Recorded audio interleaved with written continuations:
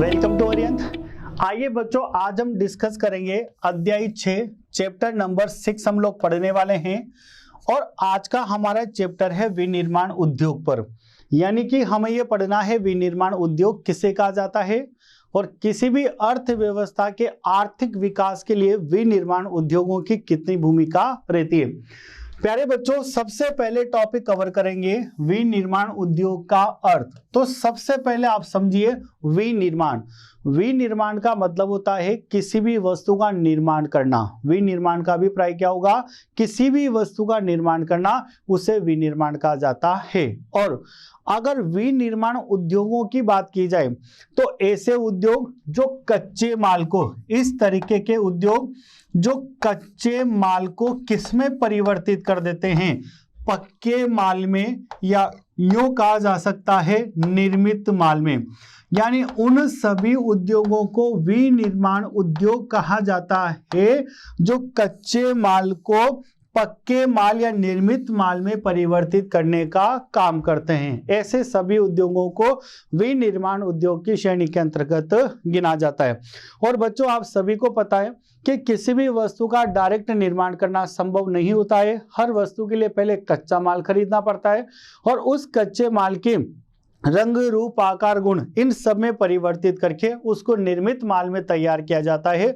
और ये कार्य जिन उद्योगों के द्वारा किया जाता है, ऐसे सभी उद्योगों को विनिर्माण उद्योगों की श्रेणी के अंतर्गत गिना जाता है। तो डिस्कस करते हैं। सबसे पहले हम बात करेंगे विनिर्माण का शाब्दिक अर्थ। अभी आपको बताया गया है विनिर्माण का शाब्दिक अर्थ क्या होता है? निर्माण करना। ठीक है, यानी किसी भी वस्तु का निर्माण करना ही क्या होता है? विनिर्माण होता है। अब कैसे होता है ये? शारीरिक एवं यांत्रिक शक्ति द्वारा। किसकी बात की जा रही है आपसे? शारीरिक एवं यांत्रिक शक्ति द्वारा। शारीरिक शक्ति का मतलब क्या होता है? श्रम के प्रयोग से। शारीरिक शक्ति का मतलब क्या होता है? श्रम के प्रयोग से शारीरिक शक्ति का अभिप्राय लिया जाता है।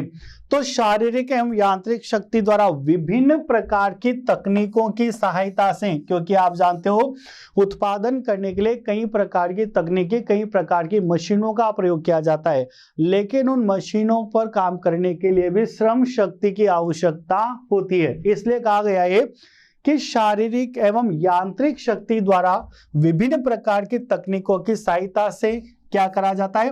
कच्चे माल को पक्के माल या निर्मित माल में परिवर्तित कर अधिकाधिक उपयोगी बनाने वाले प्रक्रम को क्या कहते हैं? विनिर्माण कहते हैं या विनिर्माण उद्योग कहते हैं। यानी कि ऐसे उद्योग जो शारीरिक और यांत्रिक शक्ति द्वारा विभिन्न प्रकार की तकनीकों को काम में लेकर के कच्चे माल को पक्के माल में परिवर्तित करते हैं, तो ऐसे सभी उद्योगों को विनिर्माण उद्योग की श्रेणी के अंतर्गत गिना जाता है। जैसे अगर अपन एग्जाम्पल की बात करें तो लौह अयस्क से क्या बनाना? इस्पात का निर्माण करना। तो लौह अयस्क से किसका निर्माण हो रहा है? इस्पात का। तो यहां पर हमारे लिए जो लौह अयस्क रहेगा वो किसका काम करेगा? वो कच्चे माल का काम करेगा हमारे लिए। और इससे हमने क्या बना दिया? इस्पात। तो इस्पात हमारे लिए क्या हो गया? निर्मित माल या पक्का माल बन चुका है। इसी प्रकार से कपास से सूती वस्त्र का निर्माण करना, तो कपास हमारे लिए क्या हो जाएगी? कच्चा माल हो जाएगी। और जब इससे सूती वस्त्र बना दिया जाएंगे तो सूती वस्त्र हमारे लिए क्या हो जाएंगे? निर्मित माल बन जाएंगे। इस वजह से या इस कारण जब भी कच्चे माल को पक्के माल या निर्मित माल में परिवर्तित कर दिया जाता है तो इसे उत्पादन भी कहा जाता है। और इन्हें परिवर्तित करने वाली जो इकाइयां होती है या जो उद्योग होते हैं उन्हें विनिर्माण उद्योग कहा जाता है। जैसे गन्ने से चीनी भी बनाना। आगे बात करते हैं बच्चों विनिर्माण का महत्व, यानी विनिर्माण का क्या क्या महत्व होता है, किस प्रकार से विनिर्माण देश की अर्थव्यवस्था के लिए एक बहुत महत्वपूर्ण भूमिका निभाती है। देखिए बच्चों, हम बात करते हैं विनिर्माण के महत्व की, कि विनिर्माण का क्या महत्व होगा। ठीक है, विनिर्माण का क्या, ये मात्रा नहीं आई यहाँ पर, विनिर्माण का महत्व क्या होगा। देखो विनिर्माण का महत्व क्या है कि जब तक देश की अर्थव्यवस्था में वस्तुओं सेवाओं का निर्माण नहीं होगा तब तक किसी भी देश में रहने वाले उपभोक्ताओं की आवश्यकताओं को संतुष्ट नहीं किया जाता। बेसिकली अगर आपसे बात डिस्कस की जाए तो जब तक विनिर्माण नहीं होगा तब तक उपभोक्ताओं के काम में आने वाली वस्तुओं का उत्पादन नहीं किया जा सकता और उपभोक्ताओं की आवश्यकताओं भी पूरी नहीं हो पाएगी।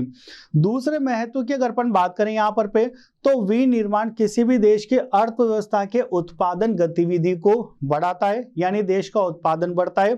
और जब भी किसी देश का उत्पादन बढ़ता है तो इसका मतलब है उस देश के जीडीपी यानी ग्रोस डोमेस्टिक प्रोडक्ट, सकल घरेलू उत्पाद में क्या होती है, वृद्धि होती है। और जब देश के सकल घरेलू उत्पाद में वृद्धि होती है तो देश का आर्थिक वृद्धि और आर्थिक विकास का स्तर भी बढ़ता है।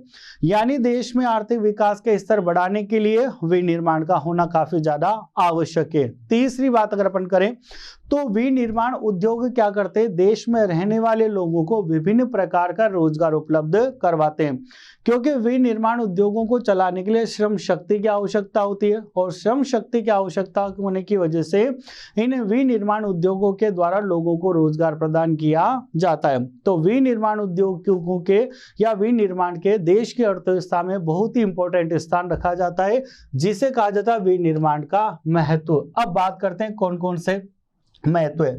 तो विनिर्माण उद्योग बहुत महत्वपूर्ण उद्योग है। इसे आर्थिक विकास का क्या कहा जाता है, आधार या आधार स्तंभ कहा जाता है। यानी किसी भी देश का आर्थिक विकास किस पर निर्भर करता है, विनिर्माण पर निर्भर करता है। जिस देश में विनिर्माण की प्रक्रिया जितनी ज्यादा होगी वो देश उतना ही आर्थिक विकास करेगा, क्योंकि खुद की आवश्यकताएं पूरी होने के बाद वह तैयार माल को दूसरे देशों यानी शेष विश्व में बेचकर वहां से आय प्राप्त करने के साधन के रूप में काम करेगा। इसलिए हमारे लिए विनिर्माण आर्थिक विकास के आधार के स्तंभ के रूप में जाना जाता है। क्योंकि अब क्यों जाना जाता है, तो पहली पॉइंट अपन बात करते हैं यहाँ पर कि विनिर्माण उद्योग कृषि के आधुनिकीकरण। देखिए कृषि के आधुनिकीकरण का भी अभिप्राय होता है कि कृषि में नई नई चीजों का प्रयोग करना। पुराने समय में हम लोग कृषि कार्य करने के लिए पुरानी तकनीकों को यूज में लिया करते थे, लेकिन वर्तमान समय में हम लोग आधुनिक तकनीकों से यानी मशीनों से क्या करते हैं, फसलों की बुआई का काम करते हैं, मशीनों से फसलों की कटाई का काम भी करते हैं।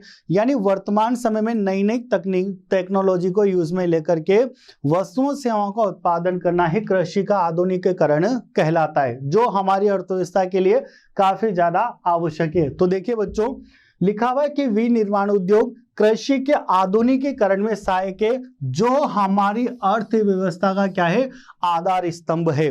क्योंकि हमारी अर्थव्यवस्था यानी भारतीय अर्थव्यवस्था को कृषि अर्थव्यवस्था कहा जाता है, क्योंकि आज भी हमारे देश की कई सारी पब्लिक यानी हमारी जनसंख्या का एक बहुत बड़ा भाग आज भी कृषि कार्यों पर निर्भर है। ठीक है, दूसरी बात करते हैं हम लोग विनिर्माण उद्योग द्वितीयक व तृतीयक क्षेत्रों में। बच्चों बात किसकी की जा रही है, द्वितीयक क्षेत्रों की बात की जा रही है। ध्यान से देखिएगा, किसी भी अर्थव्यवस्था की बात कर ली जाए तो हर अर्थव्यवस्था में तीन प्रकार के क्षेत्र पाए जाते हैं। हर अर्थव्यवस्था में तीन प्रकार के क्षेत्र पाए जाते हैं। सबसे पहला होता है प्राइमरी सेक्टर, यानी इनको प्राथमिक क्षेत्रों के रूप में जाना जाता है। फिर उसके बाद में होता है सेकेंडरी सेक्टर, यानी कि जिन्हें द्वितीयक क्षेत्रों के रूप में जाना जाता है।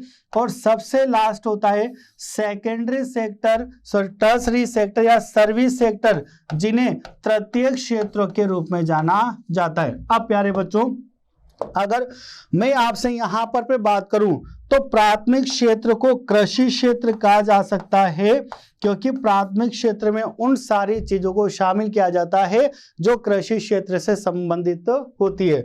द्वितीय क्षेत्र को हम लोग यहाँ पर निर्माण या विनिर्माण बोल सकते हैं, क्योंकि द्वितीय क्षेत्र में वस्तुओं सेवाओं का निर्माण किया जाता है उद्योगों के अंतर्गत, इसलिए इसको औद्योगिक क्षेत्र के नाम से भी जाना जाता है। और तृतीय क्षेत्र को हम लोग बोलते हैं सेवा क्षेत्र, क्योंकि ये तृतीय क्षेत्र क्या करता है, प्राथमिक और द्वितीयक क्षेत्रों को सेवाएं प्रदान करने का काम करता है, यानी कि बैंकिंग, बीमा, इस तरह के संचार, परिवहन, भंडारण, इस प्रकार की सुविधाएं प्रदान करने का काम करता है तृतीयक क्षेत्र प्राथमिक और द्वितीयक क्षेत्र के लिए। तो आपसे बोला गया यहाँ पर पे कि जो विनिर्माण उद्योग या द्वितीयक जो उद्योग हैं वो तृतीयक क्षेत्रों में रोजगार उपलब्ध करवाकर लोगों की कृषि पर आधारित आय की निर्भरता को कम करता है।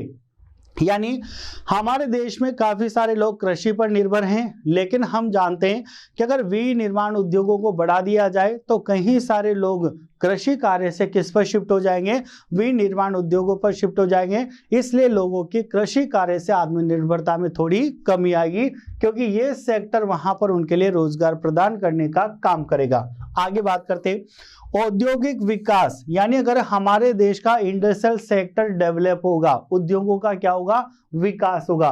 तो औद्योगिक विकास बेरोजगारी और निर्धनता के उन्मूलन। बच्चों, बेरोजगारी और निर्धनता के उन्मूलन का मतलब होता है हमारे देश से बेरोजगारी को कम करना या खत्म करना, या निर्धनता को कम करना या खत्म करना। उन्मूलन का अभिप्राय होता है किसी भी चीज को धीरे धीरे खत्म करना, इसे उन्मूलन कहा जाता है।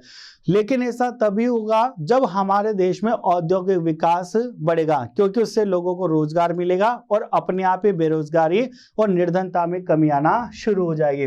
तो औद्योगिक विकास बेरोजगारी और निर्धनता के उन्मूलन में सहायक है। इसका उद्देश्य पिछड़े क्षेत्रों में, यानी जो क्षेत्र बिल्कुल पिछड़े हुए हैं, जहां पर आय का स्तर काफी कम है, लोगों को कोई रोजगार के स्तर उपलब्ध नहीं होते हैं, तो इसका क्या उद्देश्य होता है, जो हमारे देश के अर्थव्यवस्था के पिछड़े क्षेत्र है वहां उद्योगों की क्या करके स्थापना करके क्षेत्रीय असमानताओं को कम करना है। यानी औद्योगिक विकास के अंतर्गत जहां जिन क्षेत्रों के अंदर उद्योग नहीं है, पिछड़े क्षेत्रों में खास तौर से, तो उन पिछड़े क्षेत्रों में उद्योगों की स्थापना की जाए और देश की असमानताओं को कम किया जाए। असमानताओं का मतलब होता है कि देश में दो प्रकार के लोग होते हैं, एक तो उच्च आय वाले लोग और एक निम्न आय वाले लोग। तो जहां पर निम्न आय वाले लोग हैं, यानी कि पिछड़े क्षेत्रों में, वहां औद्योगिक विकास प्रक्रिया के अंतर्गत उद्योगों की स्थापना की जाए, लोगों को रोजगार के अवसर प्रदान किए जाए ताकि उनकी भी आय बढ़े और देश में आय की समानताएं आ जाए। ठीक है, आगे बात करते हैं बच्चों निर्मित माल का निर्यात। निर्यात का मतलब होता है एक देश द्वारा अन्य देशों को वस्तुओं एवं सेवाओं का विक्रय करना, उसे निर्यात कहा जाता है। तो निर्मित माल का निर्यात करके व्यापार व वाणिज्य में क्या की जा सकती है, वृद्धि की जा सकती है। जब भी हम लोग निर्मित माल का व्यापार करेंगे तो दूसरे देशों से हमें क्या प्राप्त होगी, आय प्राप्त होगी, और इससे हमारे व्यापार में, यानी कि विदेशी व्यापार की आपसे बात की जा रही है, तो विदेशी व्यापार और हमारी वाणिज्य जो गतिविधियां हैं उसमें भी वृद्धि पाई जाएगी। तो बच्चों ये टॉपिक कवर करा हमने विनिर्माण का महत्व। आगे देखते हैं कृषि एवं उद्योग। देखिए बच्चों, कृषि और उद्योग की बात की जाए तो दोनों बिल्कुल एक दूसरे के पूरक हैं। किस तरीके से पूरक हैं, अगर मैं यहाँ पर पे कृषि की आपसे बात करूं और एक साइड यहां पर मैं आपसे उद्योगों की बात करूं, तो पूरक का मतलब ये होता है कि दोनों एक दूसरे के बिना अधूरे हैं। यानी कि कृषि क्षेत्र का उद्योग क्षेत्र के बिना कोई मतलब नहीं होगा और उद्योग क्षेत्र का भी कृषि क्षेत्र के बिना कोई अभिप्राय नहीं है। एक दूसरे के पूरक का मतलब पूर्णतया दोनों एक दूसरे पर क्या है, निर्भर है।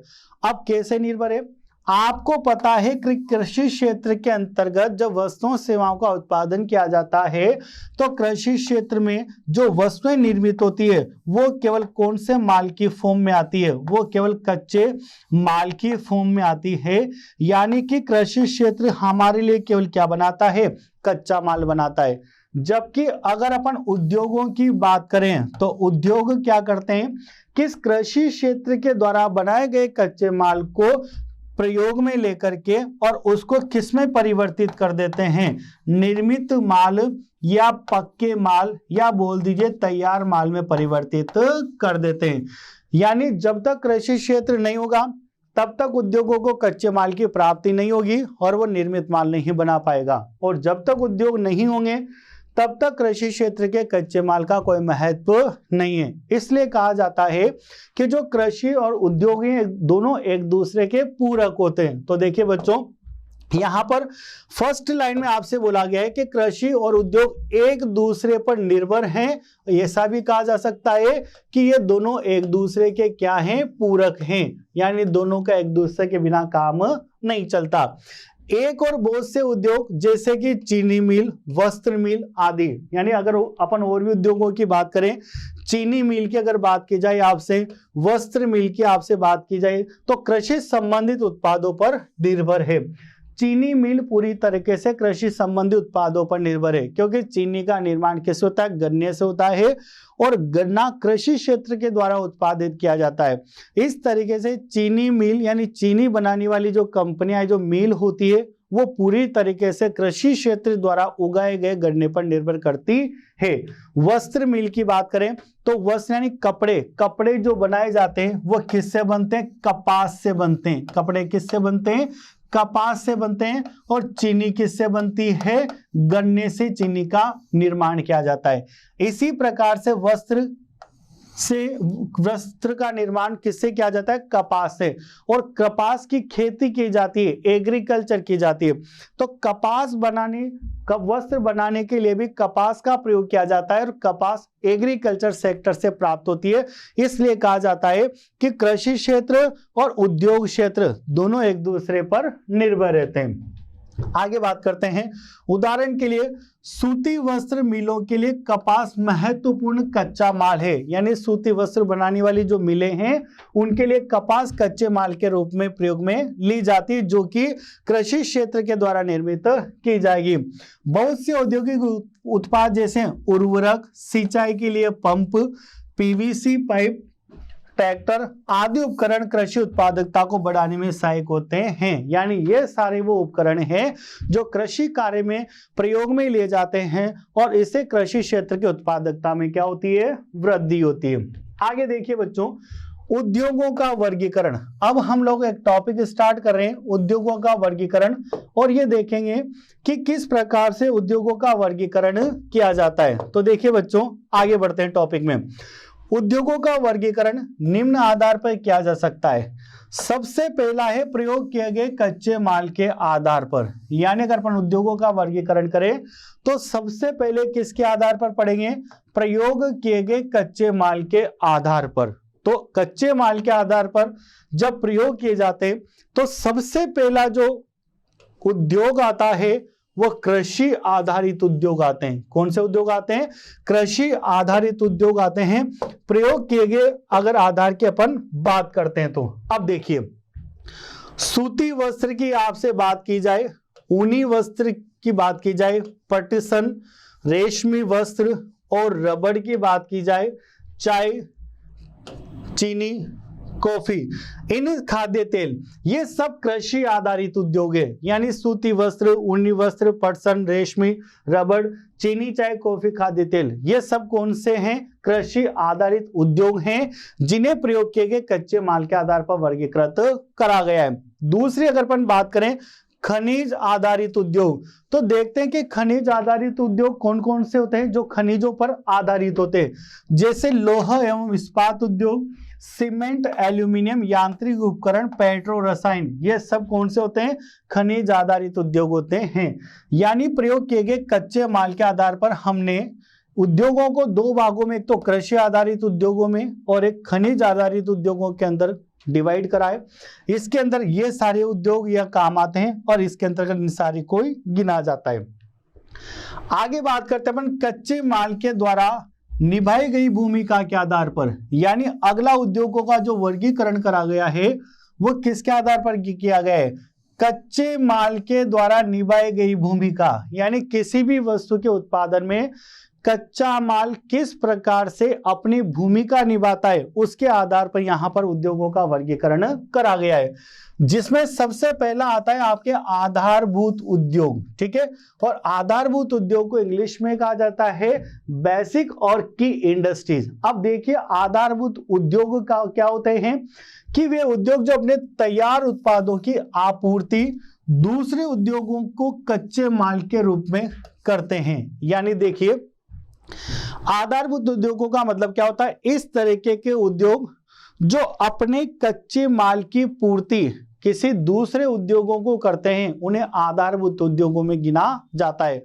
और जो दूसरे उद्योग हैं वो उस माल को पक्के माल में या निर्मित माल में परिवर्तित करने का काम करते हैं। तो आपको यहाँ पर पे आधारभूत उद्योगों में यह समझाया जा रहा है कि वे उद्योग जो अपने उत्पादों की आपूर्ति यानी वो जो भी उत्पाद करें उसकी पूर्ति दूसरे उद्योगों को किसके रूप में करते हैं, कच्चे माल के रूप में करते हैं। ठीक है, और आधारभूत उद्योग कौन कौन से होते हैं, लौह इस्पात। ठीक है, लौह इस्पात वाले उद्योग लोहे इस्पात को उन उद्योगों को बेचते हैं या उन उद्योगों को इनकी पूर्ति करते हैं जो लोहे इस्पात को पक्के माल में परिवर्तित करने का काम करते हैं। प्रगलित तांबा, प्रगलित एल्यूमिनियम, ये सब आधारभूत उद्योगों के उदाहरण हैं। अब बात करते हैं अपन उपभोक्ता उद्योग। अब उपभोक्ता उद्योग का मतलब क्या होता है, उपभोक्ता कौन है, हम सब व्यक्ति क्या है, उपभोक्ता जो अपनी आवश्यकताओं को संतुष्ट करने के लिए वस्तुओं एवं सेवाओं का प्रयोग करते हैं उनको उपभोक्ता कहा जाता है। मैं इस मार्कर या इस बोर्ड का उपभोक्ता हूं क्योंकि ये मेरी पढ़ाने की आवश्यकता को क्या कर रहे, संतुष्ट कर रहे, तो ऐसे व्यक्ति को क्या कहा जाता है, उपभोक्ता कहा जाता है। अब देखिए उपभोक्ता उद्योगों का मतलब होता है ऐसे उद्योग जो उपभोक्ताओं के लिए डायरेक्ट वस्तुओं का क्या करते हैं, निर्माण करते हैं। ऐसे सभी उद्योगों को उपभोक्ता उद्योगों की श्रेणी के अंतर्गत गिना जाता है। तो देखिए बच्चों, वे उद्योग जो सीधे उपभोक्ताओं के उपयोग हेतु उत्पादन करते हैं, ऐसे उद्योग जो उपभोक्ताओं की पूर्ति के लिए या उपभोक्ताओं के उपभोग करने के लिए वस्तुओं का उत्पादन करते हैं, उन सभी उद्योगों को उपभोक्ता उद्योग की श्रेणी के अंतर्गत गिना जाता है। तो उपभोक्ता उद्योग कहलाते हैं कैसे, चीनी, कागज, टूथपेस्ट, सिलाई मशीन, पंखे, ये सारे जो उद्योग हैं ये कौन से उद्योग कहलाते हैं, उपभोक्ता उद्योग। क्योंकि चीनी का प्रयोग उपभोक्ताओं के द्वारा किया जाता है, कागज, टूथपेस्ट, सिलाई मशीन, पंखे, इन सब का उपयोग उपभोक्ताओं के द्वारा किया जाता है। आगे बात करते हैं अपन तीसरा, किसके आधार की बात की जाएगी बच्चों, यहां पर आपसे पूंजी निवेश के आधार पर, यानी अब उद्योगों का वर्गीकरण किसके आधार पर करा गया है, पूंजी निवेश के आधार पर। यानी ये सीमा निर्धारित करता है कि कहां तक की पूंजी पर निवेश करने वाले उद्योगों को किस नाम से जाना जाता है। यानी हमारे देश में पूंजी की निवेश के आधार पर उद्योगों को अलग अलग नाम दिया जाता है। तो सबसे पहले अपन बात करेंगे किसकी, लघु उद्योगों की। अब बच्चों लघु उद्योग किसे कहा जाता है, देखिए एक ऐसा उद्योग जिसकी निवेश सीमा कितने करोड़ रुपए हो, 1 करोड़ रुपए। यानी इस तरीके के उद्योग जो 1 करोड़ रुपए की पूंजी के साथ काम करते हों उन सबको क्या कहा जाता है, लघु उद्योग कहा जाता है। क्या कहा जाता है बच्चों, लघु उद्योग कहा जाता है। और दीर्घ उद्योग की बात करें तो वो उद्योग जिनकी निवेश सीमा +1 करोड़, +1 करोड़ का मतलब होता है जिनकी निवेश सीमा 1 करोड़ रुपए से अधिक होती है, उन सबको दीर्घ उद्योगों की श्रेणी के अंतर्गत गिना जाता है। तो हमारे देश में पूंजी के निवेश के आधार पर उद्योगों को 2 भागों में वर्गीकृत किया जाता है, एक लघु उद्योगों के रूप में और एक दीर्घ उद्योगों के रूप में। लघु उद्योग वो उद्योग होते हैं जो 1 करोड़ रुपए के निवेश के साथ काम करते हैं, और दीर्घ उद्योग ऐसे उद्योग होते हैं जो 1 करोड़ रुपए से ज्यादा के निवेश के साथ काम करते हैं। तो देखिए बच्चों क्या कहा जाता है, इनको डिटेल्स में समझते हैं हम लोग आगे। यहां पर आपसे बोला गया है कि इन उद्योगों की अधिकतम निवेश 1 करोड़ रुपए तक होता है, उनको लघु उद्योग कहा जाता है।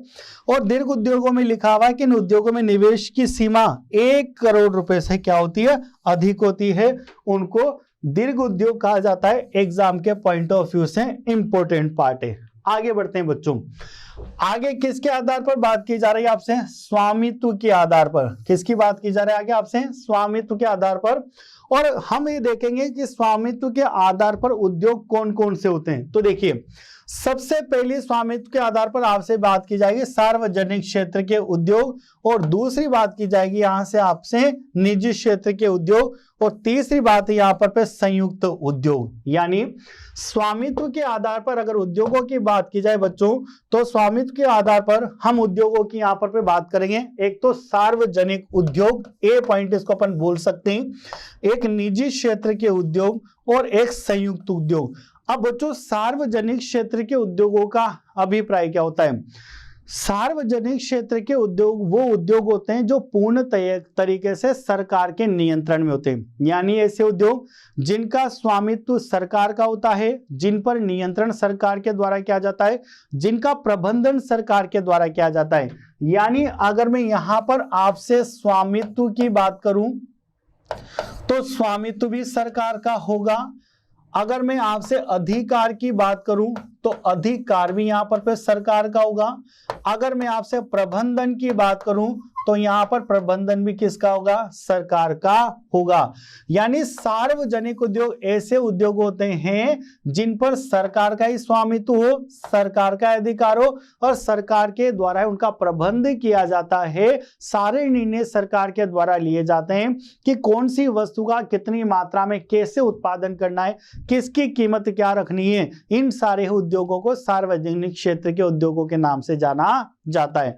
जबकि बच्चों अगर निजी क्षेत्र के उद्योगों की आपसे मैं बात करूं तो निजी क्षेत्र के उद्योगों में जितने भी उत्पादन के साधन होते हैं उन सब पर स्वामित्व, अधिकार और प्रबंधन ये निजी व्यक्तियों का होता है। यानी यहाँ पर सरकार का किसी भी प्रकार की कोई भूमिका या कोई रोल नहीं होगा।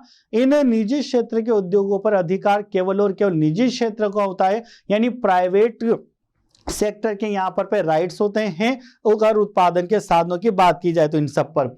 जबकि संयुक्त उद्योगों की बात करें तो अपन ये बोल सकते हैं कि मिलकर के इन उद्योगों का निर्माण किया जाता है और एक साथ इन उद्योगों के स्वामित्व का, एक साथ इन उद्योगों के प्रबंध का और नियंत्रण का निर्णय लिया जाता है। तो आइए बच्चों सबसे पहले देखते हैं अपन सार्वजनिक क्षेत्र के उद्योगों के बारे में समझते हैं कि किसी सार्वजनिक क्षेत्र के उद्योग कहा जाता है। देखिए वे उद्योग जिनका संचालन और स्वामित्व किसके द्वारा? सरकारी एजेंसियों के द्वारा किया जाता है। ऐसे उद्योग जिनका अभी आपको समझा दिया स्वामित्व, अधिकार, प्रबंधन, तो ऐसे उद्योग जिनका संचालन व स्वामित्व सरकारी एजेंसियों के द्वारा किया जाता है उनको सार्वजनिक क्षेत्र के उद्योगों के रूप में जाना जाता है। और निजी क्षेत्र के उद्योगों की बात करें तो वे उद्योग जिनका संचालन, किसकी बात की जा रही है? ऐसे उद्योग जिनका संचालन और स्वामित्व किसी विशिष्ट व्यक्ति या व्यक्ति के समूहों के द्वारा किया जाता है। यानी यहाँ पर सरकार का कोई रोल नहीं है, कोई विशिष्ट व्यक्ति या कुछ व्यक्तियों का समूह जब इनका संचालन करता है तो उन्हें निजी क्षेत्र के उद्योगों के नाम से जाना जाता है। और संयुक्त उद्योगों की बात की जाए तो ऐसे उद्योग जो राज्य सरकार और विशिष्ट व्यक्तियों या उनके समूहों के संयुक्त प्रयासों से किए जाए। यानी राज्य सरकार और कुछ विशिष्ट व्यक्ति यानी प्राइवेट सेक्टर की बात की जा रही है, मिक्स रूप से अगर किसी उद्योग का निर्माण करते हैं या संचालन करते हैं तो उन्हें संयुक्त उद्योगों के रूप में जाना जाता है। अब कुछ उदाहरण देख लेते हैं जो एग्जाम की दृष्टि से बहुत ही महत्वपूर्ण बनने वाले हैं। आपसे एग्जाम में क्वेश्चन पूछा जा सकता है कि सार्वजनिक क्षेत्र के उद्योगों का एक उदाहरण लिखिए या निजी क्षेत्र के उद्योगों का एक उदाहरण लिखिए। तो बच्चों सार्वजनिक क्षेत्रों के उदाहरण है BHEL, और BHEL क्या है? Bharat heavy electrical. यहां पर आपसे ये सार्वजनिक क्षेत्र के उद्योग का उदाहरण है जो कि आपसे एग्जाम में इसकी फुल फॉर्म भी पूछी जा सकती है कि बताइए BHEL को किस नाम से जाना जाता है। तो BHEL क्या है? BH का मतलब है हमारे पास यानी भारत हेवी इलेक्ट्रिकल्स, ये BHEL होता है। अगली बात करते हैं अपन सेल यानी SAIL, steel authority of India limited. यह भी सार्वजनिक क्षेत्र का उदाहरण है, यहां पर भी आपसे इसकी फुल फॉर्म पूछी जा सकती है। अब अपन निजी क्षेत्र की बात करें तो निजी क्षेत्र में एक बहुत ही इंपॉर्टेंट है टिस्को, याद रखिएगा।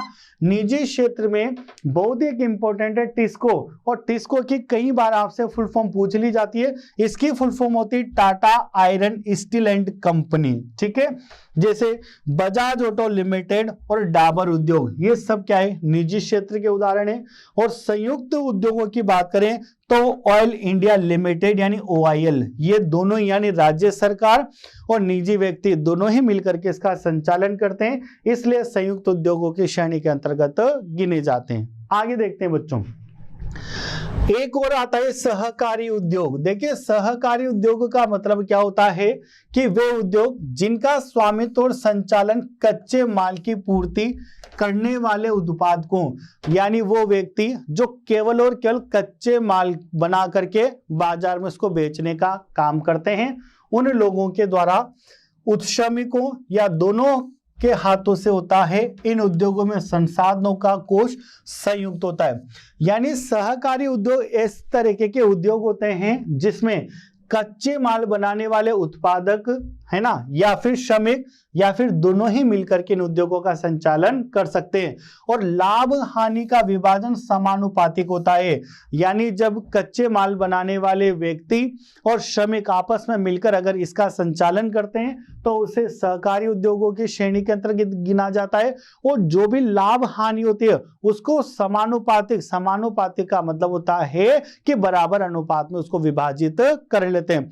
जैसे दो जने मिलकर के अगर इस उपक्रम को चलाते हैं और 1 लाख रुपए का फायदा होता है तो दोनों उसको समान अनुपात में 50,000 में बांट लेंगे। इसे कहा जाता है समानुपातिक लाभ हानि का विभाजन करना, ठीक है। जैसे महाराष्ट्र में चीनी उद्योग व केरल में नारियल उद्योग हैं, यानी सहकारी उद्योग के उदाहरण क्या है, महाराष्ट्र में तो चीनी उद्योग और केरल में नारियल उद्योग।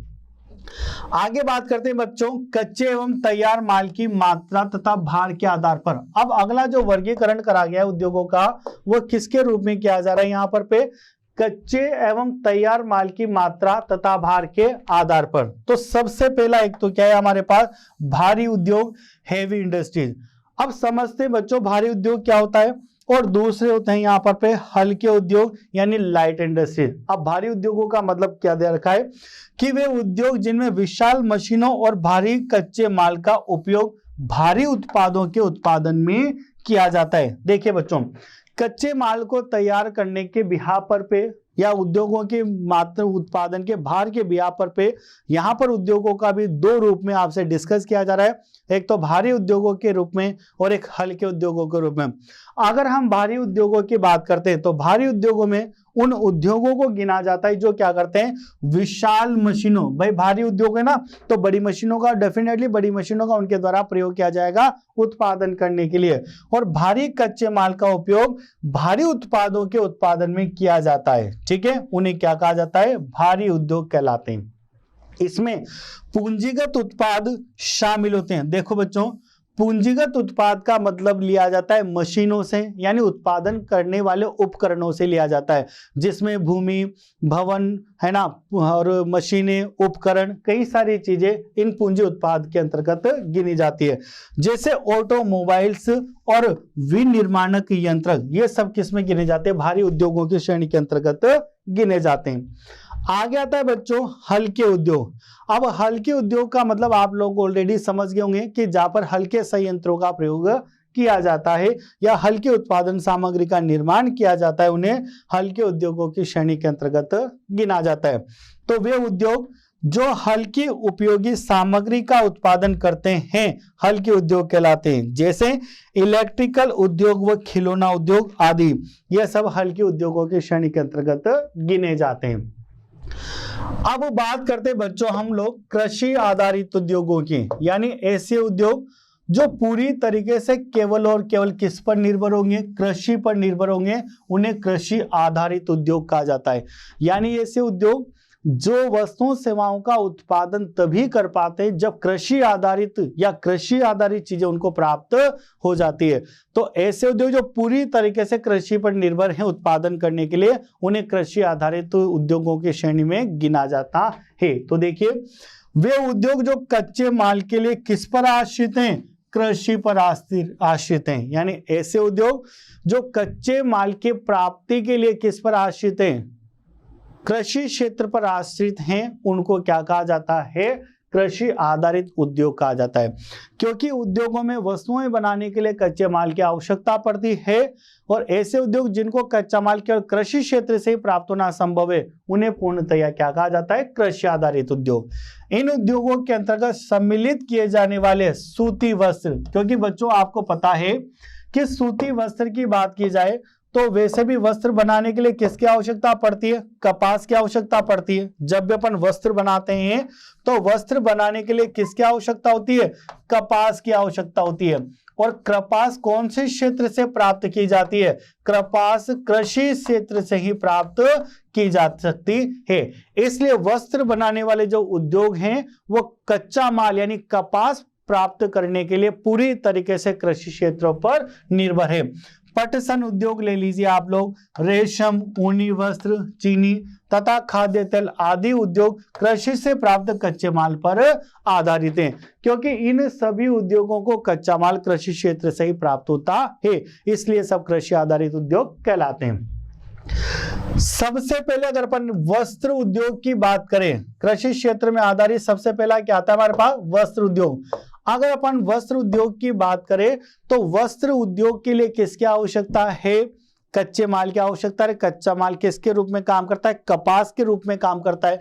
तो वस्त्र उद्योग तब तक अपना काम नहीं कर पाएगा जब तक कि कृषि क्षेत्र से इसको कपास के रूप में कच्चे माल की प्राप्ति ना हो जाए। तो देखिए, औद्योगिक उत्पादन में इस उद्योग का 14% योगदान है, यानी हमारे देश में टोटल जितना भी उद्योगों से उत्पादन होता है उसमें से 14% यानी 14% कंट्रीब्यूशन किसका है, वस्त्र उद्योग का है।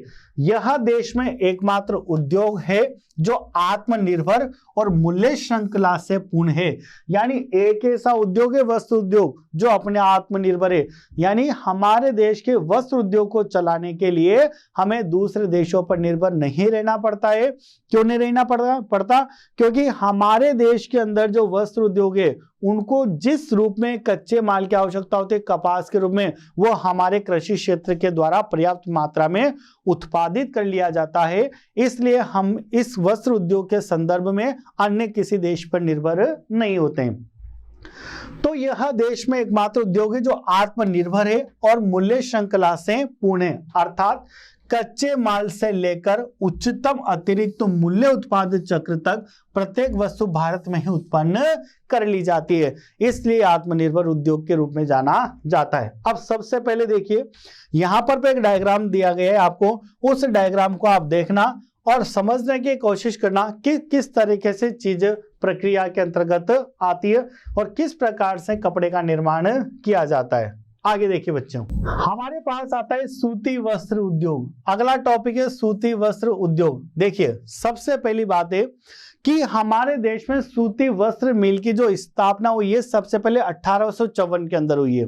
हमारे देश में भारत में पहली सूती वस्त्र मिल, बहुत ही एग्जाम के पॉइंट ऑफ व्यू से बच्चों 5 स्टार क्वेश्चन आप इसको समझ करके चलिए और एग्जाम में पूछा जा सकता है कि भारत की पहली सूती वस्त्र मिल कब स्थापित करी गई या स्थापना कब करी गई। तो प्यारे बच्चों, भारत में पहली सूती वस्त्र मिल की स्थापना 1854 ईस्वी के अंदर मुंबई में हुई थी। कहां पर हुई थी, मुंबई में। 2 क्वेश्चन बन रहे हैं आपके यहां से। पहला क्वेश्चन ये बनता है कि भारत में पहली सूती वस्त्र मिल कब स्थापित करी गई, तो आपका आंसर होगा 1854 1854। और कौन से शहर में स्थापित करी गई, तो आपका आंसर होगा मुंबई के अंदर इसको स्थापित किया गया। वर्तमान में हथकरघों, ठीक है, का स्थान विद्युतीय करघों ने ले लिया है। हथकरघों का मतलब होता है हाथ से चीजें बनाना, जो कि वर्तमान में अब दूसरी प्रकार से या नई नई तकनीकों के माध्यम से निर्मित की जा रही है। तो वर्तमान में हथकरघों का स्थान किसने ले लिया है, विद्युतीय करघों यानी पावर लूम्स ने ले लिया है। पहले हैंडलूम्स की बात होती थी, लेकिन वर्तमान में ये सारे काम पावर लूम्स के द्वारा किए जाते हैं, ठीक है।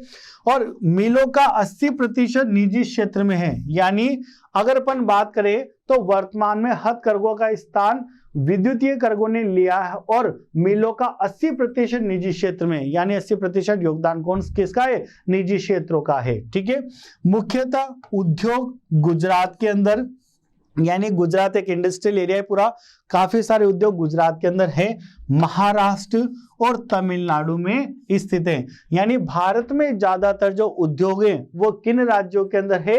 एक तो गुजरात राज्य के अंदर, और एक महाराष्ट्र राज्य के अंदर, और एक तमिलनाडु राज्य के अंदर। आगे बात करते हैं, अगर सूती वस्त्रों को अगर आगे बढ़ाएं तो ये बोल सकते हैं कि यह बुनाई करने वालों, कपास का उत्पादन करने वाले किसानों और मिल श्रमिक को रोजगार प्रदान करते हैं। बहुत ही इंपॉर्टेंट पॉइंट आपको यहाँ पर बोला गया है कि जो सूती वस्त्र उद्योग है ये किन किन प्रकार के लोगों को रोजगार प्रदान करते हैं। तो देखिए प्यारे बच्चों, सूती वस्त्र उद्योग सबसे पहली बात तो बुनाई करने वालों, क्योंकि जब सूती वस्त्र बनाया जाता है तो उनको बुनने की आवश्यकता होती है, और बुनने की आवश्यकता होने के कारण बुनाई करने वाले लोगों को रोजगार की प्राप्ति होती है। कपास का उत्पादन करने वाले किसानों, क्यों?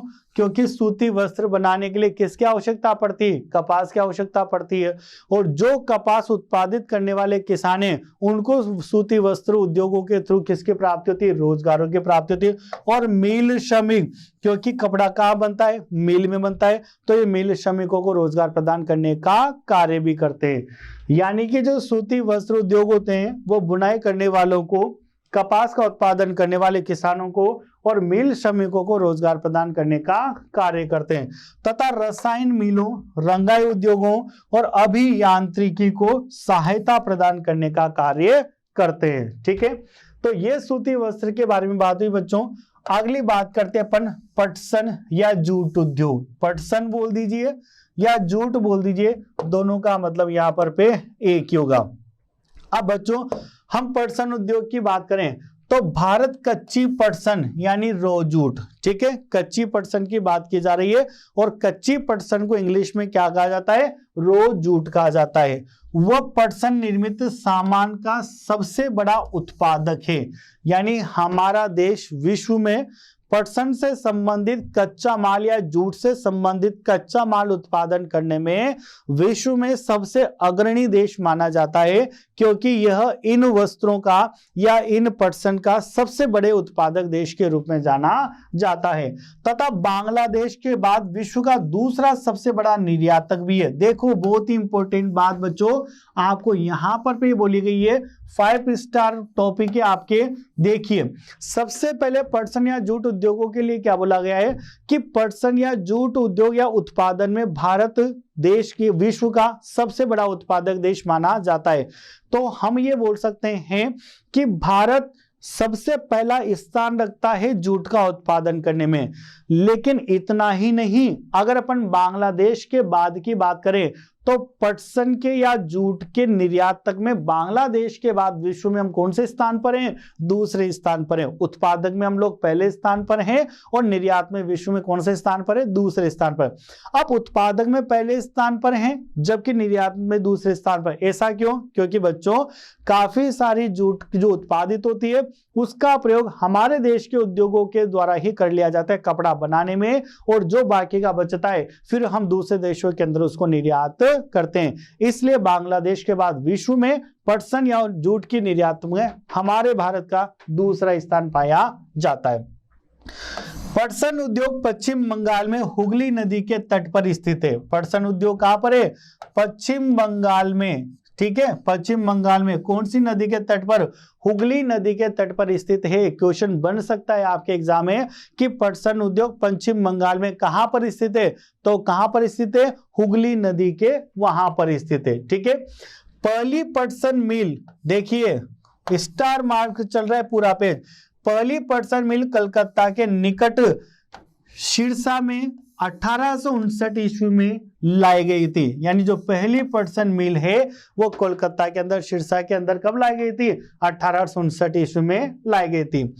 अब एक और नीति बनाई गई है, राष्ट्रीय पटसन नीति 2005। यानी राष्ट्रीय पटसन पर एक नीति बनाई गई जिसे क्या कहा गया? राष्ट्रीय पटसन नीति 2005। तो क्वेश्चन ये भी काफी इंपॉर्टेंट है कि हमारे देश में राष्ट्रीय पटसन नीति कब बनाई गई थी? तो आंसर क्या होगा? 2005। तो भारतीय जूट की गुणवत्ता में सुधार करने तथा उत्पादकता पर केंद्रित है। यानी राष्ट्रीय पर्यटन नीति का निर्माण किस लिए किया गया था? जूट की गुणवत्ता में सुधार करने के लिए और इसकी उत्पादकता में वृद्धि करने के लिए हमारे देश के अंतर्गत राष्ट्रीय पर्यटन नीति 2005 का निर्माण किया गया। ठीक है, सबसे पहले बात करते हैं अपन यहां पर चीनी उद्योग की। देखिए बच्चों, अब हम चीनी उद्योग के बारे में शुरू करेंगे। भारत का चीनी उत्पादन विश्व में दूसरा स्थान है। यह सबसे इंपॉर्टेंट बात कही गई है आपसे कि भारत का चीनी उत्पादन में विश्व में कौन सा स्थान है? दूसरा स्थान है। चीनी का उत्पादन किससे होता है? गन्ने से किया जाता है।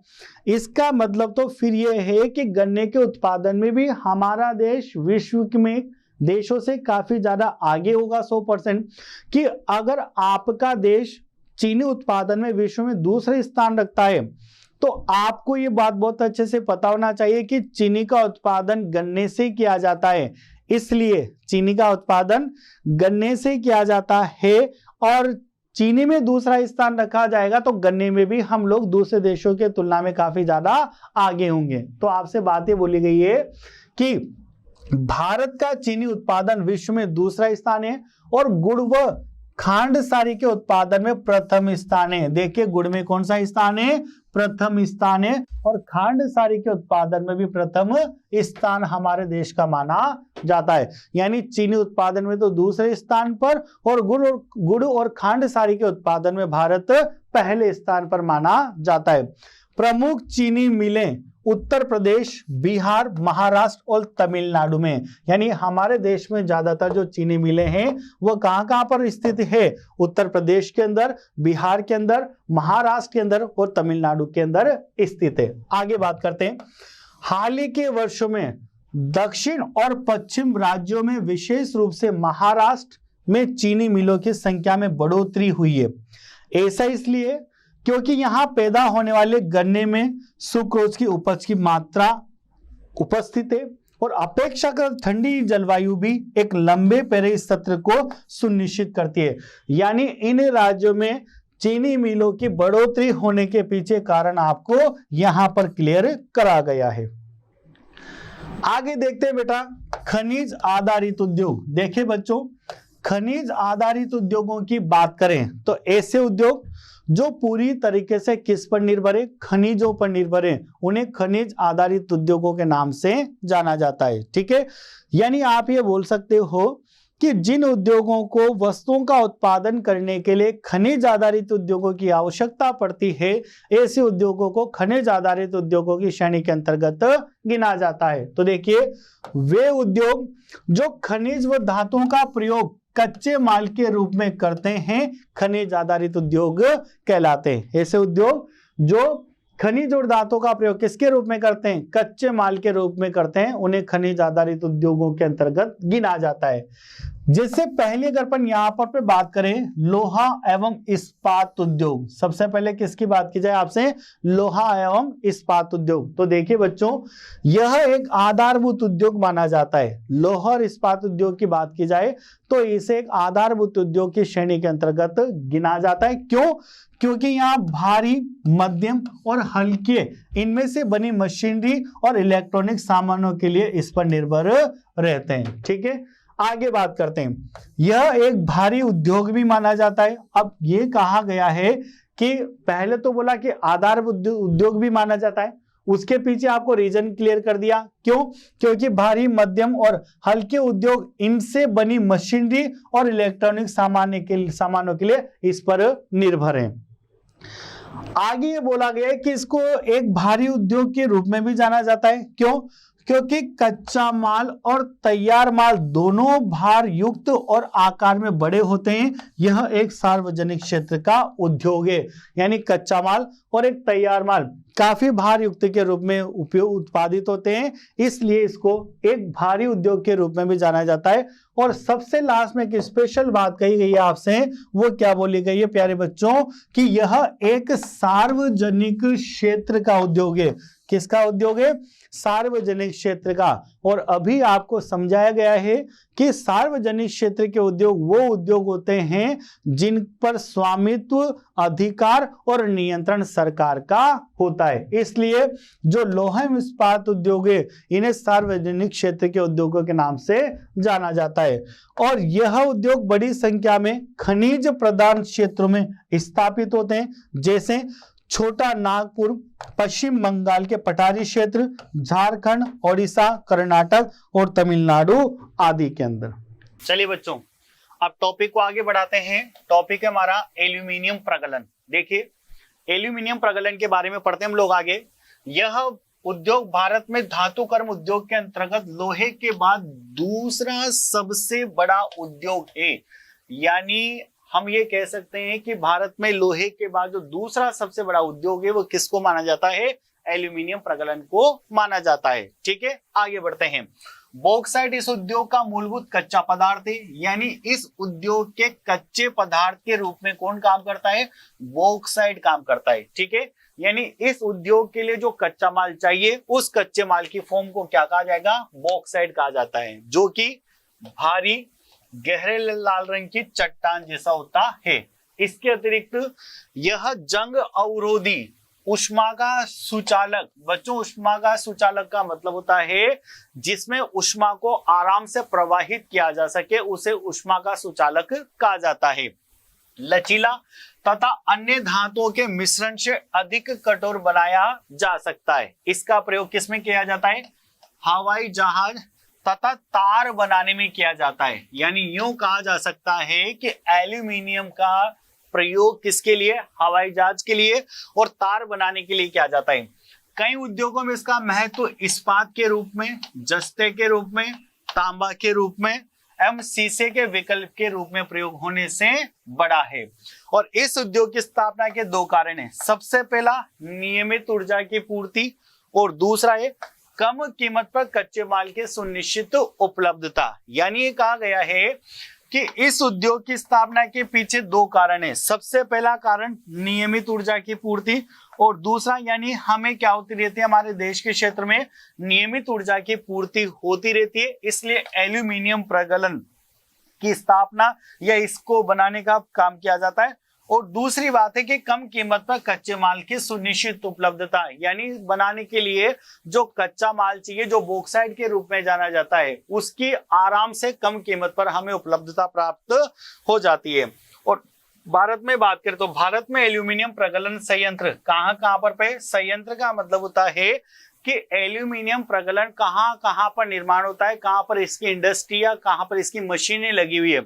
तो भारत में कौन कौन से क्षेत्र में एल्यूमिनियम प्रगलन की बात होती है? एक तो ओडिशा, एक पश्चिम बंगाल, दूसरी बात करते हैं केरल, उत्तर प्रदेश, छत्तीसगढ़, महाराष्ट्र और तमिलनाडु जैसे राज्यों में स्थित है। यानी अगर एग्जाम में आपसे क्वेश्चन पूछ लिया जाए बच्चों कि भारत में एल्यूमिनियम प्रगलन के संयंत्र कहां स्थापित हैं, तो हमारे देश में एल्यूमिनियम प्रगलन के संयंत्र ओडिशा के अंदर, पश्चिम बंगाल में, केरल में, उत्तर प्रदेश में, छत्तीसगढ़, महाराष्ट्र और तमिलनाडु राज्य के अंदर स्थित है। भारत में एल्यूमिनियम प्रगलन संयंत्र ओडिशा, पश्चिम बंगाल, केरल, उत्तर प्रदेश, छत्तीसगढ़, महाराष्ट्र, तमिलनाडु राज्य में स्थित है, जैसा भी अपन ने देखा है। अब हम आगे बात करते हैं यहाँ पर रसायन उद्योग की। तो देखिए बच्चों, रसायन उद्योग की बात करें तो भारत में रसायन उद्योग तेजी से विकसित एवं विस्तृत हो रहा है और वर्तमान में देश के सकल घरेलू उत्पाद में इसकी भागीदारी कितनी प्रतिशत है? 3%। बच्चों, सकल घरेलू उत्पाद का मतलब होता है कि हमारा देश का टोटल जो जीडीपी है, यानी एक वर्ष की अवधि के अंदर हमारे देश में जितनी भी वस्तुओं सेवाओं का उत्पादन होता है उसे सकल घरेलू उत्पाद कहा जाता है। तो उन देश के कुल उत्पादन में यानी देश के जीडीपी में कितना प्रतिशत भाग है रसायन उद्योगों का? 3% भाग है। और यह उद्योग आकार की दृष्टि से विश्व में 12वां एवं एशिया में कौन सा स्थान रखता है? तीसरा सबसे बड़ा उद्योग है। यानी अगर इस रसायन उद्योग की बात करें तो विश्व में हमारे देश के अंदर ये उद्योग 12वां स्थान रखता है। और एशिया देशों की बात करें तो एशिया देशों में हमारा देश कौन से स्थान पर है? तीसरे नंबर पर है। इसके अंतर्गत लघु तथा वृहद दोनों ही प्रकार की निर्माण इकाइयां सम्मिलित की जाती है। लघु का मतलब छोटे आकार की और वृहद का मतलब होता है बड़े आकार की इकाइयां। इसमें कार्बनिक एवं अकार्बनिक दोनों क्षेत्रों में तीव्र वृद्धि दर्ज की गई है। ठीक है, यानी कार्बनिक क्षेत्र और अकार्बनिक क्षेत्र दोनों ही क्षेत्रों में तीव्र रूप से वृद्धि दर्ज करी गई है। कार्बनिक रसायनों में पेट्रो रसायन शामिल है, जो कृत्रिम वस्त्र, कृत्रिम रबर, प्लास्टिक, रंजक पदार्थ, दवाइयां, औषध रसायनों के बनाने में प्रयोग किए जाते हैं। ये उद्योग तेल शोधन शालाओं या पेट्रो रसायन संयंत्रों के समीप स्थित है। अकार्बनिक रसायन की बात करें तो अकार्बनिक रसायनों में सल्फ्यूरिक अम्ल यानी उर्वरक, कृत्रिम वस्त्र, प्लास्टिक, गोंद, रंग रोगन डाई आदि के लिए निर्माण में प्रयुक्त होता है। यानी सल्फ्यूरिक अम्ल का प्रयोग किस लिए किया जाता है? उर्वरक बनाने के लिए, कृत्रिम वस्त्र बनाने के लिए, प्लास्टिक निर्माण के लिए, गोंद बनाने के लिए, रंग रोगन डाई आदि के निर्माण में सल्फ्यूरिक अम्ल का प्रयोग किया जाता है। नाइट्रिक अम्ल क्षार, सोडा एश यानी साबुन, शोधक या अपमार्जक, कागज में प्रयुक्त होने वाले रसायन, सोडा एश का मतलब, तथा कास्टिक सोडा आदि शामिल है। और इन उद्योगों का देश में विस्तृत फैलाव है। देखिए, रसायन उद्योग स्वयं एक बड़ा उपभोक्ता भी है, यानी रसायन उद्योग स्वयं में अपने आप में क्या एक बड़ा उपभोक्ता, और उपभोक्ता वो व्यक्ति होता है जो वस्तुओं सेवाओं का क्या करता है? प्रयोग करता है। आधारभूत रसायन एक प्रक्रिया द्वारा अन्य रसायन उत्पन्न करते हैं, जिनका उपयोग औद्योगिक अनुप्रयोग, कृषि अथवा उपभोक्ता बाजारों के लिए किया जाता है। आगे बात करते हैं बच्चों उर्वरक उद्योग। आप जानते हैं उर्वरक हमारे देश में कितने महत्वपूर्ण है। भारत एक कृषि प्रधान राज्य है और कृषि करने के लिए हमें भूमि की आवश्यकता होती है। लेकिन प्यारे बच्चों, जब किसी एक भूमि पर लगातार वस्तुओं सेवाओं का उत्पादन किया जाता है तो उस भूमि की उपजाऊ क्षमता में क्या आती है? कमी आती है। इसलिए उस उपजाऊ क्षमता को नष्ट होने से बचाया जा सके या भूमि की उपजाऊ क्षमता को लगातार बढ़ाया जा सके, उसके लिए उस पर कुछ ऐसे रासायनिक खाद्य पदार्थों का प्रयोग किया जाता है जिससे उसकी वापस उपजाऊ क्षमता में वृद्धि हो जाती है। तो भूमि के उपजाऊपन को बढ़ाने के लिए जिन खाद्य पदार्थों का प्रयोग किया जाता है, उन सभी खाद्य पदार्थों को उर्वरक उद्योग के नाम से जाना जाता है। देखिए बच्चों, उर्वरक उद्योग नाइट्रोजनी उद्योग मुख्यतः यूरिया, फॉस्फेटिक उर्वरक तथा अमोनियम फॉस्फेट मिश्रित उर्वरक जो किससे होते हैं? नाइट्रोजन और फास्फोरस एवं पोटास के उत्पादक क्षेत्रों के आसपास केंद्रित हैं। यानी इनके बारे में बात की जा रही है कि जो उर्वरक उद्योग है इन सभी क्षेत्रों के आसपास केंद्रित रहते हैं।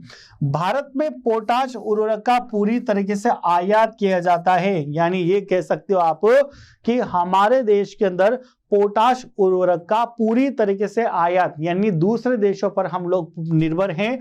और बच्चों, हम तभी निर्भर होंगे जब पोटाश का उत्पादन या पोटाश उर्वरक का उत्पादन हमारे देश के अंदर नहीं होता होगा। इसलिए अपन पोटाश उर्वरक पर पूरी तरीके से अन्य देशों पर निर्भर हैं, क्योंकि भारत में इनका किसी भी प्रकार से उत्पादन नहीं किया जाता। इसलिए हम पूरी तरीके से पोटाश उर्वरक में दूसरे देशों पर निर्भर रहते हैं। बात आई है हरित क्रांति की। देखिए बच्चों, आपको पहले भी समझाया गया है कि हमारे देश में जो हरित क्रांति है उसको 2 चरणों में चलाया गया है। हमारे देश के अंदर हरित क्रांति को 2 चरणों में संपन्न किया गया है। पहली हमारे देश की हरित क्रांति 1960 के दशक में चलाई गई।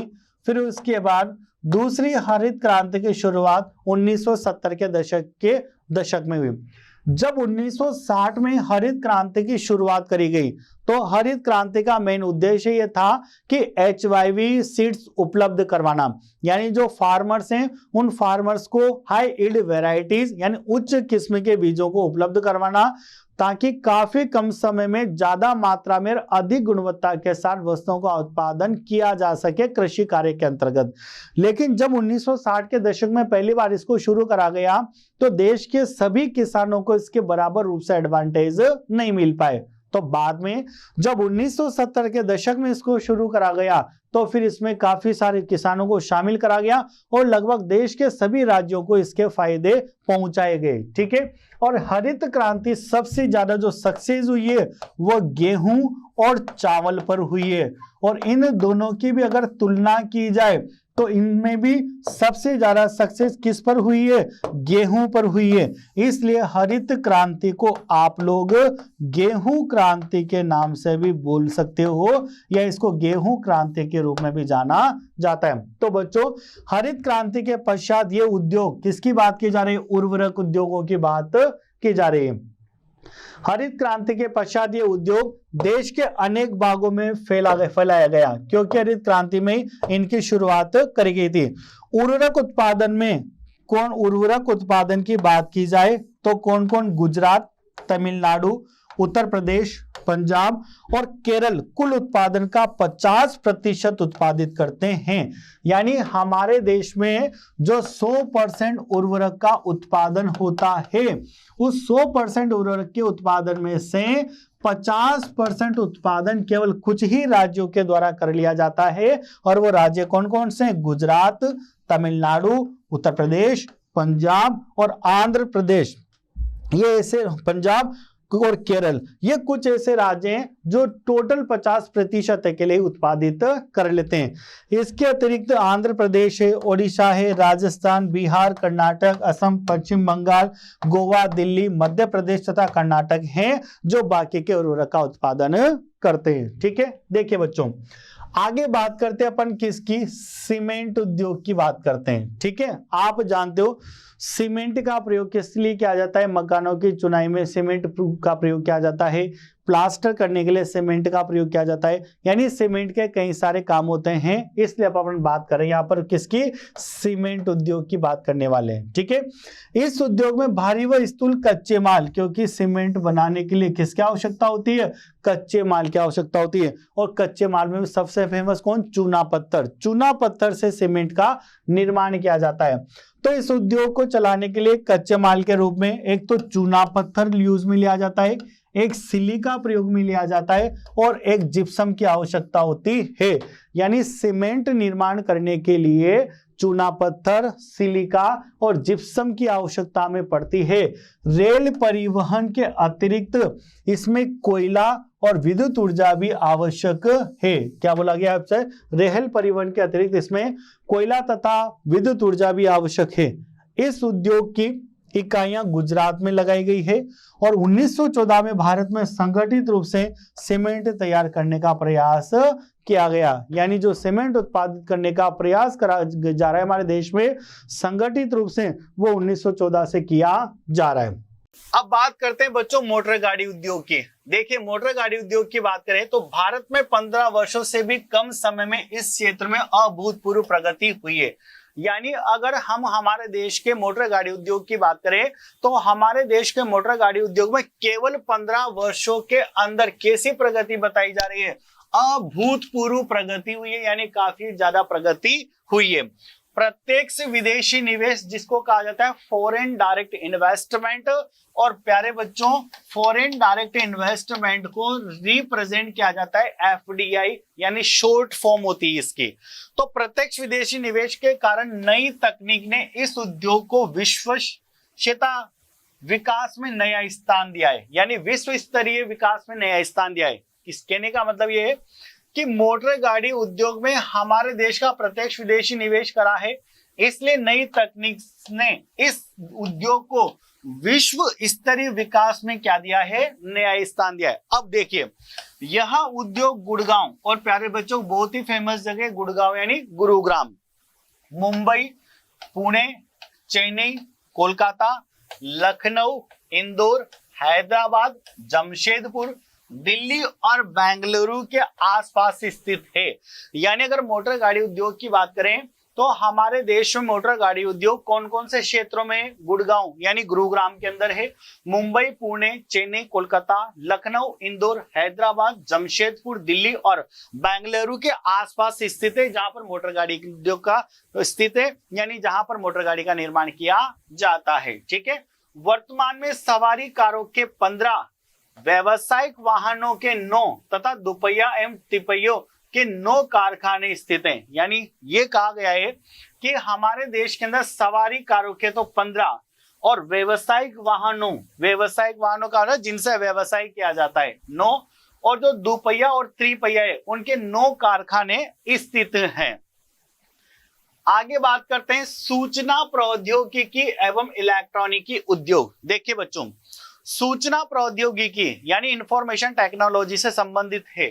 इस उद्योग के अंतर्गत ट्रांजिस्टर सेटों से लेकर television, cell phone, telephone exchange, radar, computer और दूर संचार तथा कंप्यूटर उद्योग के आवश्यक अन्य उपकरण आदि आते हैं। यानी सूचना प्रौद्योगिकी, जिनसे इस प्रकार की प्रौद्योगिकी जिससे एक व्यक्ति से दूसरे व्यक्ति तक, एक देश से दूसरे देश तक, एक समाज से दूसरे समाज तक सूचनाओं का आदान प्रदान किया जाता है, जिस तकनीक को प्रयोग में लिया जाता है इन सूचनाओं का आदान प्रदान के लिए, उसे सूचना प्रौद्योगिकी तकनीक कहा जाता है। और प्यारे बच्चों, सूचना प्रौद्योगिकी तकनीक में कौन कौन हेल्प करता है? हमारा टेलीविजन से हमें कई प्रकार की सूचनाएं प्राप्त होती है, सेल फोन की बात कर ली जाए, टेलीफोन एक्सचेंज की बात कर ली जाए, राडार की बात कर ली जाए, कंप्यूटर और दूरसंचार तथा कंप्यूटर उद्योग के लिए आवश्यक अन्य उपकरण आदि हैं। बेंगलुरु भारत की इलेक्ट्रॉनिक राजधानी के रूप में उभरा है। यानी ये कहा जा सकता है कि हमारे देश की इलेक्ट्रॉनिक राजधानी के रूप में किसको जाना जाता है? तो बच्चों, हमारे देश की इलेक्ट्रॉनिक राजधानी के रूप में बेंगलुरु को जाना जाता है। इलेक्ट्रॉनिक सामानों के अन्य महत्वपूर्ण केंद्र कहां पर है? यानी इलेक्ट्रॉनिक सामानों के अन्य महत्वपूर्ण कहां पर है? दिल्ली में भी है, मुंबई के अंदर भी है, हैदराबाद, पुणे, चेन्नई, कोलकाता, लखनऊ और कोयम्बटूर। यानी हमारे देश के जो बड़े बड़ी सिटी है, जो बड़े बड़े नगर है, महानगर है, वहां पर इनके कारखाने स्थापित हैं या वहां पर इनको निर्माण किया जाता है। आइए बच्चों बात करते हैं सॉफ्टवेयर प्रौद्योगिकी, सॉफ्टवेयर टेक्नोलॉजी की बात की जा रही है। तीव्र गति से वृद्धि के कारण बीपीओ क्षेत्र, ठीक है, बीपीओ का मतलब होता है बच्चों बिजनेस प्रोसेस आउटसोर्सिंग, ठीक है, देश के लिए विदेशी मुद्रा अर्जित करने का प्रमुख स्रोत बना हुआ है। बच्चों, सबसे बड़ी बात यह है कि यहां पर पे आपको देखना है कि एक पॉइंट लिखा हुआ है बीपीओ यानी बिजनेस प्रोसेस आउटसोर्सिंग, जो देश के लिए विदेशी मुद्रा यानी हमें क्या होगी, विदेशों से मुद्राएं प्राप्त होगी, अर्जित करने का एक प्रमुख स्रोत बना। बच्चों, आउटसोर्सिंग का मतलब ये होता है कि हमारे देश के कोई भी व्यक्ति फॉरेन कंट्री की कोई भी कंपनी को संचालित करे, उसको कंट्रोल करे, उसको मैनेज करे और ऑपरेट कर रहे हैं और वहां से क्या करें, इनकम कमा रहे हैं। यानी क्या हुआ कि काम करने वाले जो लोग हैं वो हमारे देश के हैं, लेकिन कंपनी किसी दूसरे देश की है, तो उस देश की कंपनी का मैनेजमेंट हमारे देश के लोग संभाल रहे हैं। इसके लिए वो क्या ले रहे हैं, पैसा ले रहे हैं, और पैसा लेने से हमारे पास क्या रही, विदेशी मुद्रा का अर्जन हो रहा है। और महत्वपूर्ण आईटी केंद्र बेंगलोर, नोएडा, मुंबई, चेन्नई, हैदराबाद तथा पुणे के अंदर स्थित हैं। आगे बात करते हैं औद्योगिक प्रदूषण एवं पर्यावरणीय निम्नीकरण। देखिए बच्चों, औद्योगिक प्रदूषण और पर्यावरणीय निम्नीकरण, पर्यावरणीय निम्नीकरण का मतलब होता है कि पर्यावरण की जो क्षमताएं हैं वो लगातार क्या होती जा रही है, कम होती जा रही है, उसे कहा जाता है पर्यावरणीय निम्नीकरण। तो देखिए बच्चों, यद्यपि उद्योगों का भारत की आर्थिक वृद्धि और विकास में महत्वपूर्ण योगदान है, बिल्कुल फैक्ट है कि भारत की आर्थिक वृद्धि और विकास में योगदान काफी ज्यादा है उद्योगों का, और भारत में नहीं दुनिया का जो प्रत्येक देश है वो ज्यादातर किस पर निर्भर है, उद्योगों पर निर्भर है। आप चाइना का एग्जांपल ले लीजिए, चाइना का जो इंडस्ट्रियल सेक्टर है वो काफी ज्यादा डेवलप है, इसलिए चाइना कई सारी चीजों में अन्य देशों की तुलना में आगे। इसी प्रकार भारत की आर्थिक वृद्धि और विकास की बात की जाए तो वृद्धि और विकास दोनों में उद्योगों का एक बहुत महत्वपूर्ण स्थान है, लेकिन उनके अपशिष्ट उत्पादों में, क्योंकि उद्योगों से जब वस्तुओं सेवाओं का निर्माण किया जाता है तो उनसे कई प्रकार के अपशिष्ट पदार्थ बाहर निकलते हैं, और वो अपशिष्ट पदार्थ बाहर निकल के कहाँ मिल जाते हैं, पर्यावरण में मिल जाते हैं, जिससे पर्यावरण को नुकसान पहुंचता है और हम उसे पर्यावरण प्रदूषण का नाम देते हैं। लेकिन उनके अपशिष्ट उत्पादों में वायु जनित छोटे छोटे कण उपस्थित होते हैं, अर्थात पर्यावरण को प्रदूषित कर देते हैं। उद्योग मुख्यतः 4 प्रकार के प्रदूषण के लिए उत्तरदायी हैं। कौन कौन सा? एक तो वायु प्रदूषण, यानी उद्योगों से क्या होता है, वायु प्रदूषण होता है, भूमि प्रदूषण होता है, ध्वनि प्रदूषण होता है और जल प्रदूषण होता है। यानी उद्योगों से कौन कौन से, वायु प्रदूषण, जल प्रदूषण, भूमि प्रदूषण और ध्वनि प्रदूषण आगे किए जाते हैं, ठीक है। और प्रदूषण के अन्य कारकों में ताप विद्युत ग्रह भी शामिल होते हैं। तो बच्चों, औद्योगिक प्रदूषण औद्योगिक जो क्रियाएं हैं वो हमारे पर्यावरण के अंदर प्रदूषण फैलाने का काम भी करती है। हालांकि हम बहुत अच्छे से जानते हैं कि जो औद्योगिक इकाइयां हैं वो देश की आर्थिक वृद्धि और आर्थिक विकास के पॉइंट ऑफ व्यू से काफी ज्यादा महत्वपूर्ण स्थान रखती है, परंतु इनकी वजह से किसी न किसी रूप में जब इनके द्वारा वस्तुओं का उत्पादन किया जाता है तो उस उत्पादन से जो अपशिष्ट पदार्थ बाहर निकलते हैं उससे हमारे पर्यावरण में कई प्रकार के प्रदूषण उत्पन्न होते हैं, जिन्हें 4 रूपों में हमने यहाँ पर बांटने की कोशिश करी है। वायु प्रदूषण, जल प्रदूषण, भूमि प्रदूषण और ध्वनि प्रदूषण के रूप में जाना जाता है। अब बात करते हैं बच्चों पर्यावरण निम्नीकरण की रोकथाम के उपाय, यानी पर्यावरण निम्नीकरण की रोकथाम कैसे की जा सकती है। तो देखिए, विभिन्न प्रक्रियाओं में जल का न्यूनतम, यानी आपसे विभिन्न प्रक्रियाओं की बात की जा रही है ना। विभिन्न प्रक्रियाओं में जल का न्यूनतम उपयोग कर तथा व्यर्थ जल को 2 स्तरों पर पुनः चक्रण द्वारा पुनः प्रयोग में करके, यानी कुल मिलाकर के ये है कि जितनी भी प्रकार की प्रौद्योगिकी क्रियाएं होती है या विभिन्न क्रियाएं होती है उनमें आपको जल का एक तो कम से कम प्रयोग करना है और व्यर्थ जल को आपको व्यर्थ बहाना नहीं है, उसका पुनः क्या करना है, रिसाइकलिंग करना, यानी पुनः चक्रण करके उसको दोबारा प्रयोग में लेना है। इससे पर्यावरण में प्रदूषणता कम होगी और पर्यावरण की निम्नीकरण को रोका जा सकता है। दूसरी बात करते हैं, जल की आवश्यकता पूर्ति हेतु वर्षा जल संग्रहण करना, यानी हमें पूरी तरीके से कृत्रिम तरीके से निर्भर नहीं रहना है। ठीक है, अगर हमें जल की आवश्यकता है तो बच्चों हमें बारिश का जल यानी वर्षा का जल क्या करना चाहिए, संग्रह करना चाहिए। ठीक है, और तीसरी बात है, नदियों तालाबों में गर्म जल को प्रवाहित करने से पहले उनका क्या किया जा सके, शोधन किया जा सके। ठीक है, आगे देखते हैं। अब देखिए बच्चों, औद्योगिक अपशिष्ट का शोधन 3 चरणों में किया जाता है। प्राथमिक शोधन में क्या करेंगे, इसमें अपशिष्ट पदार्थों की छटाई और उनके छोटे छोटे टुकड़े करना, ढकना, तलछट जमाव आदि को सम्मिलित किया जाता है। ठीक है, यानी प्राथमिक शोधन में क्या होगा कि इसमें जो अपशिष्ट पदार्थ होते हैं उन अपशिष्ट पदार्थों की छटाई कर ली जाती है और उनके क्या कर लिए जाएंगे, छोटे छोटे टुकड़े कर लिए जाएंगे, ढकना तथा तलछट जमाव आदि को सम्मिलित कर लिया जाता है प्राथमिक शोधन के अंदर। द्वितीयक शोधन की बात करें यानी सेकेंडरी ट्रीटमेंट, तो इसमें वृक्षारोपण, यानी हमें नए नए वृक्ष लगाना चाहिए, वृक्षों की संख्या को बढ़ाना चाहिए। वर्षा जल संग्रहण, यानी वर्षा का जल हमें इकट्ठा करना चाहिए। तृतीयक शोधन में क्या आता है कि इसमें अपशिष्ट जल को पुनः चक्रण द्वारा, यानी जो जल अपशिष्ट खराब हुआ है प्रयोग में लेने की वजह से, उसको पुनः रिसाइकल करना चाहिए और पुनः चक्रण के द्वारा उसको दोबारा प्रयोग में लेने योग्य बनाना चाहिए। पर्यावरणीय प्रदूषण को कम करने के कुछ सामान्य बिंदु निम्नलिखित हैं। क्या क्या, उद्योगों द्वारा भूमिगत जल की अधिकतम निकासी को कानूनी रूप से नियमित किए जाने की आवश्यकता है। किसकी बात की जा रही है, कानूनी रूप से नियमित किए जाने की आवश्यकता है, यानी सरकार को इसके प्रति कुछ न कुछ कदम उठाना पड़ेगा। दूसरी बात, जनरेटर और अन्य मशीनरी उपकरणों में उनकी ध्वनि को कम करने के लिए साइलेंसर लगाना चाहिए, यानी जो भी हम भारी चीजों को यूज में लेते हैं जिससे काफी ज्यादा ध्वनि उत्पन्न हो रही है, तो उस ध्वनि को कम करने के लिए उनके अंदर इस प्रकार के साइलेंसर लगाना चाहिए ताकि प्रदूषण को रोका जा सके। कारखानों की धूम्र चिमनियों पर स्थिर विद्युत अवक्षेपक, कपड़े के फिल्टर, कसबी तथा जड़त्वीय पृथक्करण लगाकर हवा में छोटे छोटे कणों को कम किया जा सकता है।